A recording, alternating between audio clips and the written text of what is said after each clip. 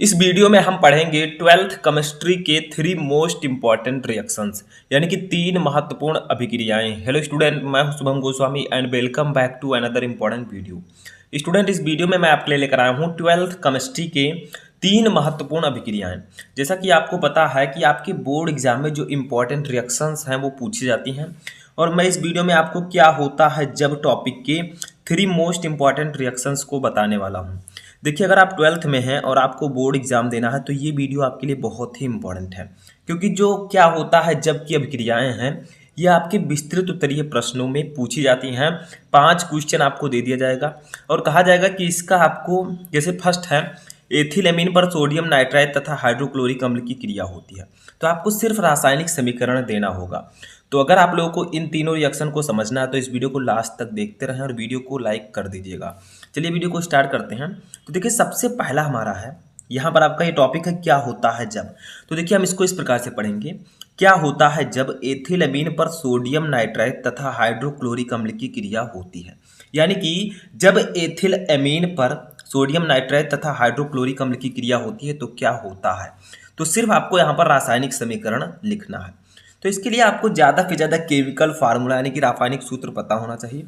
जैसे आपको एथिलमीन का फार्मूला, सोडियम नाइट्राइट, हाइड्रोक्लोरिक अम्ल, इसका केमिकल फार्मूला पता होगा तभी आप ये रिएक्शन कर पाएंगे। देखिए, अब हमें क्या करना है, एथिलमीन, सोडियम नाइट्राइट और हाइड्रोक्लोरिक अम्ल की क्रिया करानी है और हमें बताना है कि प्रोडक्ट क्या बनेगा, क्या उत्पाद बनेगा। तो देखिए, सबसे पहले हम लिखेंगे एथिलमीन। इसका फार्मूला होता है C2H5NH2, ठीक है, प्लस इसके बाद है सोडियम नाइट्राइट। ये सब आपके रिएक्टेंट दिए रहेंगे क्वेश्चन में, क्या होता है जब में रिएक्टेंट दिया रहता है, ठीक है। तो इसको सोडियम नाइट्राइट को हम लिखते हैं NaNO2 से, ठीक है, प्लस हाइड्रोक्लोरिक अम्ल को किससे लिखते हैं, सभी को पता है HCl। अब इन तीनों का जब रिएक्शन होगा तो क्या बनेगा, तो हम लगाएंगे बीच में गिब्स आउट। तो देखिए बनेगा क्या, ये जो आपका C2H5 है ये, ठीक है, और यहाँ से एक O ले लेंगे, यहाँ से H ले लेंगे, तो हमारा ये हो जाएगा C2H5OH, ठीक है, हमारा एथिल अल्कोहल बन गया। उसके बाद में देखिए हमारा यहाँ पर क्या बचा, यहाँ पर एक N और यहाँ पर एक N है, तो हम इसको लिख देंगे N2। देखिए, एक N यहाँ पर और एक N यहाँ पर, तो दोनों मिलकर क्या बना लेंगे, N2 बना लेंगे, ठीक है। और प्लस देखिए, एक आपका H2 यहाँ पर है और एक वो हमने यहाँ पर ले लिया था, एक वो अभी बचा है, तो हम लिख देंगे H2O, ठीक है। और प्लस आपका बन जाएगा, देखिए अभी बचा है आपका क्या, Na बचा है और Cl बचा है, तो NaCl आपका बाहर ये बन गया, ठीक है। तो इस प्रकार से जब एथिलमीन पर सोडियम नाइट्राइट तथा हाइड्रोक्लोरिक अम्ल की क्रिया होती है तो एथिल अल्कोहल बनता है। ये देखिए, इसका नाम है एथिल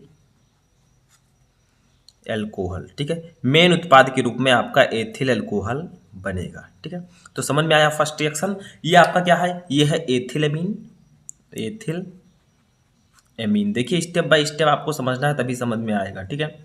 ये आपका है सोडियम नाइट्राइट, तो लिखेंगे सोडियम नाइट्राइट, सोडियम नाइट्राइट, ठीक है, समझ में आ गया। अब एक चीज़ आपको और ध्यान देना है, आपको ये देख लेना है कि आपका जो रिएक्टेंट है और प्रोडक्ट है इनमें ये बैलेंस रिएक्शन है या नहीं। यानी कि जो इसमें आपके ये दिए गए हैं, जैसे कार्बन दिया गया है, इधर कितना है, 2 है, तो इधर भी 2 होना चाहिए। हाइड्रोजन इधर जितना है उधर इतना भी होना चाहिए, ठीक है, तभी ये रिएक्शन बैलेंस होगा। तो देखिए, कार्बन हमारे पास इधर कितना है, 2, इधर की भी 2 है। हाइड्रोजन कितना है, 5, 2, 7, 1, 8, इधर देखिए 5, 2, 7 और एक आपका कहाँ है, ये 8, ठीक है। नाइट्रोजन कितना है, 1 और 1, 2, यहाँ पर नाइट्रोजन कितना है, 2, ठीक है। उसके बाद में आपका क्या है, सोडियम 1 है, यहाँ पर भी सोडियम 1 है। उसके बाद में Cl 1 है, यहाँ पर भी Cl 1 है, तो ये आपका रिएक्शन बैलेंस हो गया, ठीक है। तो इस प्रकार से आप कह सकते हैं कि जब एथिलमीन पर सोडियम नाइट्राइट तथा हाइड्रोक्लोरिक अम्ल की क्रिया होती है तो एथिल अल्कोहल बनता है, नाइट्रोजन गैस, जल और सोडियम क्लोराइड बनता है, ठीक है, मेनली आपका एथिल अल्कोहल। समझ में आ गया। तो ये फर्स्ट रिएक्शन था, आई होप कि आपको समझ में आ चुका होगा। सिर्फ ऐसे आपको रिएक्शन सिर्फ आपको ऐसे लिखना है, ठीक है, केवल रासायनिक समीकरण। ऐसे सेकंड देखिए, सेकंड हमारा क्वेश्चन है, मोस्ट इंपॉर्टेंट क्वेश्चन है कि क्या होता है जब फार्मिक अम्ल में फेहलिंग विलयन मिलाया जाता है। अब ये आपके बोर्ड एग्जाम में 3 से 4 बार पूछा जा चुका है। तो देखिए, जब फार्मिक अम्ल में फेहलिंग विलयन मिलाएंगे तो क्या बनेगा। तो देखिए, फार्मिक अम्ल का इसके लिए आपको फार्मूला पता होना चाहिए। फार्मिक अम्ल का फार्मूला होता है HCOOH, ठीक है। अब इसमें हम फेहलिंग विलयन मिलाएं, फेहलिंग विलयन का फार्मूला होता है CuO, CuO को हम फेलिंग विलयन कहते हैं, ठीक है। तो CuO आपका फेलिंग विलयन है। जब इन दोनों का रिएक्शन होगा तो क्या बनेगा, तो देखिए आपका यहाँ पर बन जाएगा, जो उत्पाद बनेगा वो बनेगा, देखिए यहाँ पर आपका उत्पाद अगर आप लोग देखें तो यहाँ पर आपको क्या करना है, सबसे पहले यहाँ पर जो CuO है फेलिंग विलयन है, इसके 2 मॉलिक्यूल हमें लेने हैं, ठीक है। तो इधर आपका बनेगा Cu2O। देखिए यहाँ पर Cu 2 हो गया, O भी 2 हो गया, तो यहाँ पर Cu2 हमने लिख दिया, 2 Cu को हम Cu2 लिख सकते हैं, एक वो हमने यहाँ पे निकाल लिया क्योंकि इधर 2 वो है, हमने एक यहाँ पर निकाल लिया, तो Cu2O हो गया, ठीक है। प्लस ये आपका क्या होगा, आपका और क्या बनेगा, यहाँ पर देखिए यहाँ पर C है, यहाँ पर 2 O है, तो हम इसको लिख सकते हैं CO2, ठीक है, लिख सकते हैं। देखिए C O को हम CO2 भी लिख सकते हैं क्योंकि ऑक्सीजन 2 है, तो हम CO2 भी लिख सकते हैं। बचा क्या आपका, यहाँ पर आपका बचा H बचा और H यानी कि H2 बचा, यहाँ से एक वो हमने यहाँ पर निकाल लिया था, एक वो है अभी, तो ये आपका हो जाएगा H2O। तो आप लोग कह सकते हैं कि जब फॉर्मिक अम्ल में फेलिंग विलयन मिलाया जाता है तो हमारा क्या बनता है, क्यूप्रस ऑक्साइड बनता है, Cu2O, ठीक है। ये आपका क्यूप्रस ऑक्साइड है और कार्बन डाइऑक्साइड और जल भी बनता है, ठीक है। तो ये आपका है फॉर्मिक अम्ल, फॉर्मिक अम्ल। ये है आपका फेलिंग विलयन, फेलिंग विलयन, ठीक है। ये है आपका क्यूप्रस ऑक्साइड, क्यूप्रस ऑक्साइड, ठीक है। तो ये सिंपल सा एक रिएक्शन था जो आप सभी को पता चल चुका होगा कि देखिए जब फॉर्मिक अम्ल में फेलिंग विलयन मिलाया जाता है तो क्यूप्रस ऑक्साइड बनता है, कार्बन डाइऑक्साइड और जल भी निकलता है, ठीक है। तो देखिए यहाँ पर आप देखिए रिएक्शन आपका बैलेंस है या नहीं, देखिए हाइड्रोजन इधर कितना है, 1 1 2, इधर देखिए हाइड्रोजन कितना है 2, कार्बन कितना है 1, इधर कार्बन कितना है 1, ऑक्सीजन कितना है 2 और 1 3 1 4, देखिए यहाँ पर 2 है, आगे 2 लगा है, तो 2 और 2 4, यहाँ पर देखिए 1 2 1 3 और 1 4, ठीक है। उसके बाद में आपका ये पूरा रिएक्शन बैलेंस है। तो सिंपली आप लोग कह सकते हैं कि जब फॉर्मिक अम्ल में फेलिंग विलयन मिलाया जाता है तो क्यूप्रस ऑक्साइड बनता है, ठीक है। समझ में आ गया सेकंड वाला भी। अब हम लोग देखेंगे अपना थर्ड रिएक्शन क्या है। अब ये तीसरा हमारा रिएक्शन है जो कि बहुत ही ज़्यादा इंपॉर्टेंट है आपके एग्जाम के लिए। देखिए क्या होता है जब फॉर्मेल्डिहाइड को सांद्र NaOH के साथ गर्म किया जाता है, यानी कि जब फॉर्मेल्डिहाइड को हम सांद्र सोडियम हाइड्रोक्साइड के साथ गर्म करेंगे तो क्या होगा, क्या बनेगा आपका उत्पाद, ठीक है। तो देखिए हम लोग सबसे पहले लिखेंगे फॉर्मेल्डिहाइड का फार्मूला। फॉर्मेल्डिहाइड का फार्मूला होता है HCHO, याद रखिएगा। इसको हमें गर्म करना है NaOH के साथ जो कि सांद्र होना चाहिए, ठीक है। NaOH वो भी सांद्र, ठीक है। तो नीचे हम थोड़ा सा लिख देंगे सांद्र। अब जब हमने सांद्र NaOH के साथ इसे गर्म किया फॉर्मेल्डिहाइड को, तो देखिए बनेगा क्या, तो यहाँ पर हम बीच में गिब्स आउट लगाएंगे, तो बनेगा क्या, देखिए यहाँ पर अगर आप लोग देखें तो रिएक्टेंट में आपका जो फॉर्मेल्डिहाइड है उसका सिर्फ एक मॉलिक्यूल हमने लिया है, अगर आप लोग इसके 2 मॉलिक्यूल ले लेते हैं तब आपका ये रिएक्शन होगा, ठीक है।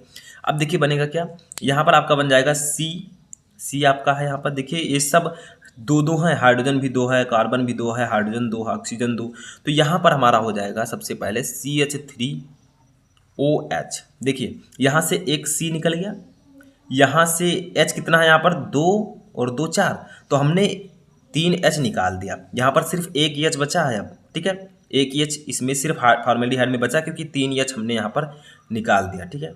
ये देखिए निकाल दिया, ठीक है।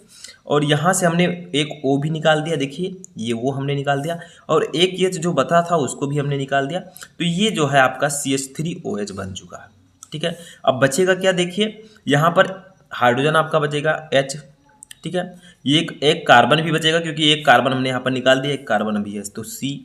यहाँ पर एक ऑक्सीजन आपका ये है, ठीक है, O।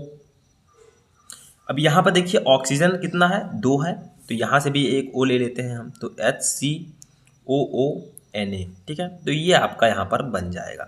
तो आप कह सकते हैं जब फॉर्मेल्डिहाइड को सांद्र NaOH के साथ गर्म करते हैं तो हमारा मेथिल अल्कोहल बनता है, ये आपका है मेथिल अल्कोहल, ठीक है, मेथिल अल्कोहल, ठीक है, मेथिल अल्कोहल बनता है। ये आपका क्या है, फॉर्मेल्डिहाइड। तो देखिए सबसे पहले आप फॉर्मेल्डिहाइड के 2 मॉलिक्यूल लीजिए, उसका आप सांद्र NaOH के साथ अपक्रिया कराइए।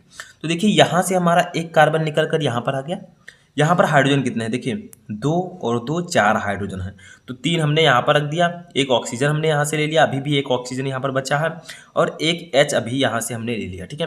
फिर इधर क्या किया हमने, यहाँ का H जो है हमने यहाँ पर लिख दिया, यहाँ पर एक कार्बन भी अभी और है, ठीक है, उसको मैंने लिख दिया, और O यहाँ पर ऑक्सीजन 2 है तो हमने दोनों ऑक्सीजन को यहाँ रख दिया और Na, ठीक है। तो ये आपका कंप्लीट हो चुका है, समझ में आया। ये जो हमने OH लिखा है ये आप लोग यहाँ से भी ले सकते हैं या इसको भी ले सकते हैं, तो ये आपका रिएक्शन हो चुका है। ये आपका क्या है, HCONA, ये है सोडियम फॉर्मेट, ठीक है। ये आपका है फॉर्मेल्डिहाइड,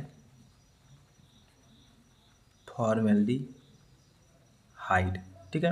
तो आप कह सकते हैं कि जब फॉर्मेल्डिहाइड को शांत रहने OH के साथ गर्म करते हैं तो मेथिल अल्कोहल बनता है और सोडियम फॉर्मेट भी बनता है।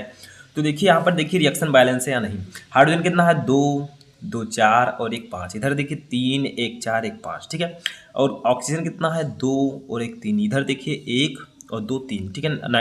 सोडियम कितना है, 1, सोडियम यहाँ पर भी 1 है, ठीक है। ऑक्सीजन कितना है, ऑक्सीजन आपका बैलेंस है, तो ये आपका रिएक्शन बैलेंस हो चुका है।